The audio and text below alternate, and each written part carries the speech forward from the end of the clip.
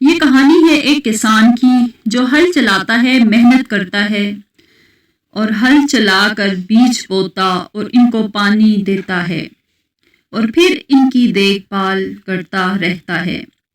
اتنی محنت کرنے کے باوجود بھی اکثر اس کی فصل خراب ہو جاتی تھی۔ کبھی بارشیں نہ ہوتی، کبھی سیلاب آ جاتے، تو کبھی تیز آندھی چلنے کی وجہ سے اس کی فصل خراب ہو جاتی۔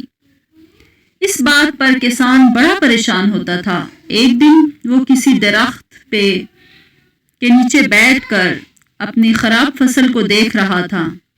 اس کے آنکھوں میں آنسو اور شکوہ تھا۔ بے اختیار اس نے سر اٹھایا اور آسمان کی طرف دیکھا۔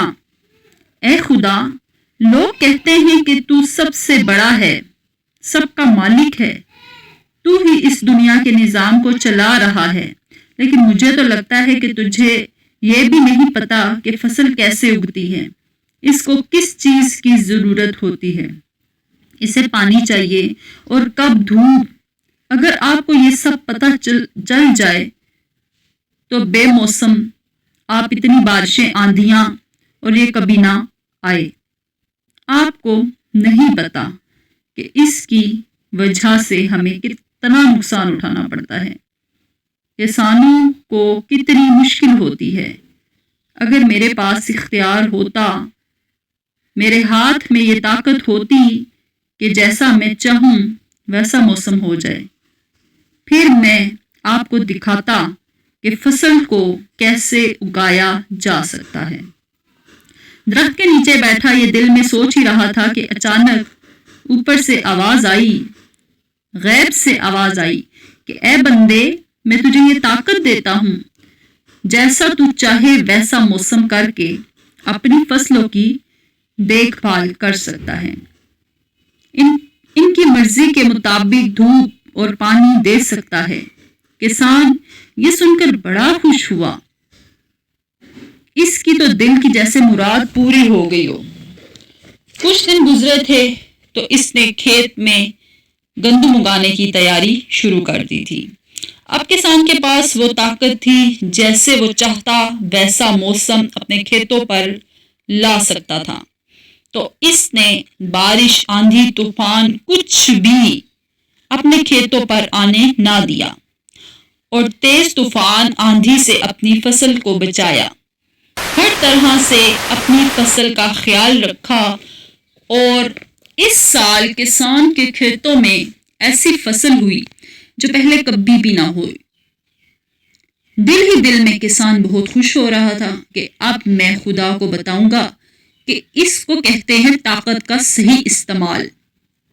کچھ ٹائم اور گزرنے کے بعد فصل پکنے کے لیے بالکل تیار ہو گئی۔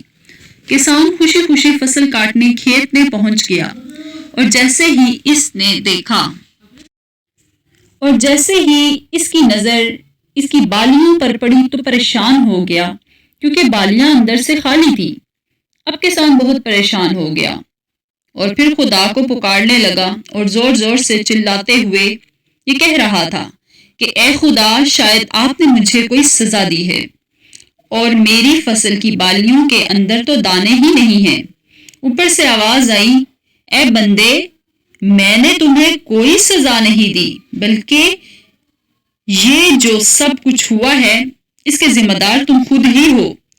تم نے پودوں کو مشکلوں کو جھیلنے کا موقع ہی نہیں دیا، تم نے انہیں بچا بچا کر رکھا، نہ ہی تم نے انہیں آندھیوں کا مقابلہ کرنے دیا اور نہ ہی انہیں تیز بارش کو سہنے دیا، نہ ہی دھوپ کو تپنے دیا۔ ایک بھی مشکل کا سامنا تم نے ان پر نہیں کرنے دیا، اس لیے سارے پودے اندر سے کھوکھلے رہ گئے۔ جب بارشیں، طوفان، آندھیوں کا سامنا کرتے، بارش میں کھڑے رہتے، تو ہی ان کی جڑیں مضبوط ہوتی، تو ہی ان کے اندر طاقت پیدا ہوتی جو انہیں اس قابل بناتی کہ وہ گندم کا دانہ بنا سکے۔ جب وہ تیز دھوپ میں تپتے ہیں تو ہی گندم کا دانہ پک کر تیار ہوتا ہے۔ تو نے تو انہیں برے وقت سے گزرنے ہی نہ دیا، تو نے تو انہیں मजबूत होने ही ना दिया, इसलिए तो अंदर से खोखले रह गए। प्यारे बहन भाइयों, बिल्कुल यही सूरत हाल हमारे साथ भी होती है। इस कहानी से हमें यह सीखने को मिलता है कि जो बुरा वक्त होता है हम इसे पसंद नहीं करते। ये जो मुश्किलें होती हैं जिनसे हम दूर भागते हैं, और ये जो कोशिश होती है जिनसे हम दूर भागते हैं, इसी से तो हमारी ग्रोथ होती है, इसी से तो हमें मजबूती मिलती है। और इस उम्मीद के साथ कि आपको मेरी ये वीडियो अच्छी लगी होगी, और अगर अच्छी लगी है तो please like, subscribe and share कर दीजिएगा। ये आप लोगों की तरफ से प्यार होता है और हौसला होता है हमारे लिए। अल्लाह सबको अपने हिफ्ज़ व अमान में रखे। ओके, अल्लाह हाफिज़।